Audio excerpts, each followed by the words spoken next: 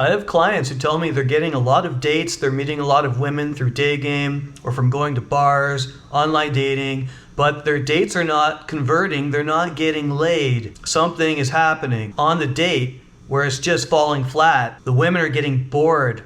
Their pussies are dry. They're not getting turned on. So I'm going to give you one of the easiest ways to take a boring date and make it fun. That is talking about sex. I know talking about sex can easily come across as creepy if you do it wrong. Like, for example, you're on a date and you say, "So, do you like to fuck?"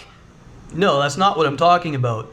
You want to talk about sex in a cool way where you bring it into the conversation naturally, in a way that seems congruent with your personality. If you're on a first date, she doesn't know that much about you. All she knows is that you were confident enough to ask her out. And here you are. So here's a way you can talk about sex without creeping her out. Don't think about big boobs bouncing in your face. Don't think about big, soft, pink nipples stuffed in your mouth while a beautiful girl with a button nose moans softly into your ear, "Yes, Poppy." Don't think about it. Stop thinking about it. It's impossible, right? Women are human just like you. They have needs and desires. Women love sex. Unless they've been damaged, unless they were poked by their priest or something, women love sex just as much, if not more than men. If you don't believe me, then you haven't been with a few hundred women. After you've done that, you'll know women are horny little creatures. Just like men, not in the same way though. Women are turned on a lot more with their mind than they are with just their eyes. Men, we're super visual. We see a nice curvy woman, we see youth, we see that sexuality, and it instantly turns us on. Women are more cerebral. So you can use this default in their programming to turn them on a date. I'll tell you a story. I was in Thailand once and I was sleeping in this dormitory. And if you've ever slept in a dormitory, you know there's a lot of sexual tension in these dormitories because you have men, you have women, usually young, beautiful people from all over the world sharing a place to sleep. And so I was in Thailand on this island called Koh Phi Phi, and I was on the top bunk trying to sleep, and all of a sudden it started shaking like I thought it was an earthquake. So I looked down, and this guy, he had this fat, naked blonde chick, and he had her ankles up over his head. He was just at work, man, just going at it, just giving it to her. And the whole dormitory was watching. Everybody was just sitting there with their hands on their chins on their hands, watching these two go at it. And so after he was done, they went to sleep, but I couldn't go to sleep. I couldn't go to sleep because it made me really, really horny. And I was in a dormitory. I couldn't even jerk off. So I did eventually get to sleep. But everybody in that dormitory, I guarantee they were turned on. And while it might seem really annoying, it's actually really erotic. Has that ever happened to you? Have you ever been woken up by somebody having sex next door? You know, you hear them through the walls, or you're walking past a tent at a campsite and you hear people having sex, and it just makes you super horny, right? See how that story, imagine if you were a woman on a date and I just said that story, you would start thinking about sex. You would probably start getting aroused thinking about having sex in Thailand or having passionate sex when you're camping. You would already start associating that with having sex with the person telling that story, especially if you're on a date. I met this flight attendant at a hostel I was staying at.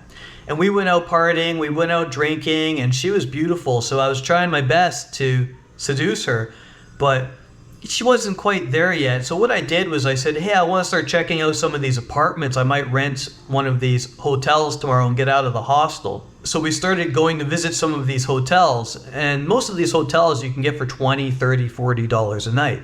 They're really cheap, and some of them are beautiful. So as we're going into these hotel rooms, we're looking around, I'm talking to the owners, and I'm saying that I'm doing research for tomorrow, but really what I was doing was I was doing research for that night. Where was I going to take this girl if I managed to turn her on enough that she'd want to sleep with me? Sure enough, later that night, I came back, I rented a hotel room after we'd been making out all over this tourist area, and we started making love. And she said to me, "Oh my God, when you were taking me to these rooms, I kept thinking, wow, we could have sex in here right now, because the owners would leave us in the room."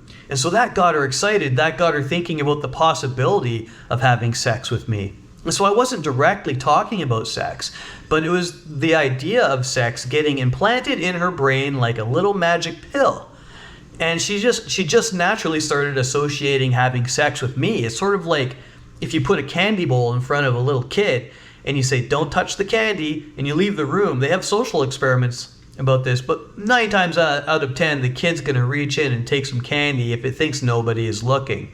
And this is what women will do on vacation, by the way. So if your girlfriend says, oh, I'm just going backpacking for 6 months in Latin America. I love you, honey. I promise not to cheat on you.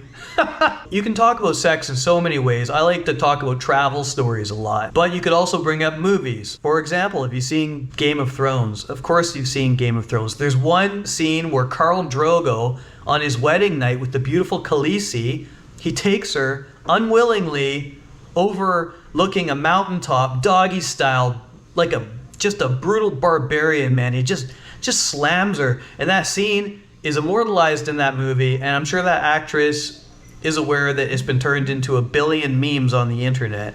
It's one of the hottest scenes I ever saw in my life. I swear to God, after I saw that scene, I just ran off and started masturbating. Who didn't? What man or what woman didn't go and just masturbate or grab their lover and have sex after watching that Khal Drogo scene? If you bring that conversation up, if she's seen it, she's going to start feeling aroused. I guarantee she's not going to think you're a creep for finding that scene hot. Everybody found that scene hot. Likewise, you can talk about scenes from books, from video games, from other stories in your life. You can also talk about your own sexual experiences. I have a friend who was so devious. He used to go out to the bars and you would take sex dice with him. You can look these up on Amazon, sex dice, and they're dice that say like lick toes, bite nipples, and you would roll them at the bar just to bring up conversations about sex with women. It's such a brilliant idea just to get people into that naughty mindset. Why do you think people play spin the bottle? It wasn't like some mastermind came up with spin the bottle. It was just the natural evolution of teenagers sitting in a room trying to figure out a way to escalate things. Hey, let's spin the bottle. Now you get 2 strangers kissing in front of you. Guess what? If you see 2 strangers making out in front of you, if they're even slightly attractive, it's going to make you a little bit envious, isn't it? So you don't have to play spin the bottle. All you have to do is talk about spin the bottle. You can say, oh, did you ever play spin the bottle when you were in high school? What was your experience like? Did you ever go to the closet? What's that game where people go to the closet and then they make out 30 seconds in heaven? Did you ever play that game? If not, why not? Did you get raised in a strict environment? They didn't let you go to parties, or were you just too shy? You can bring these subjects up. You can talk about the first time you watched a porno. When I was a kid, me and my friends were playing in the forest behind our high school. I wasn't in high school yet, I was in grade 7, but we found a bag sticking out just the corner of a sack, and we pulled it out, and it was full of porno magazines. Some kids from the high school must have gone and buried it there, so we stole these magazines.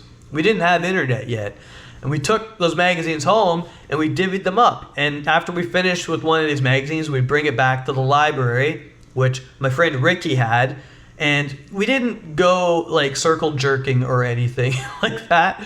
We heard this story that the skaters used to circle jerk, and we weren't that weird. The skateboarders were the weird guys. What about you? What did the girls do? What did the girls do when they discovered their first porns? Did you masturbate to it, or did you just put it back in the hole? See how you can take any story about sex and bring it up on a date, and it's going to heat up the conversation a little bit and make it a bit more fun. If you got a girl and she's like, well, I'm not comfortable talking about sex, well, why not? Maybe she's a bit of a prude. Maybe that's her conservative nature. But I guarantee if you start bringing up sex in your conversations, you're going to heat that date up a little bit, and it's going to lead to you getting laid a lot faster.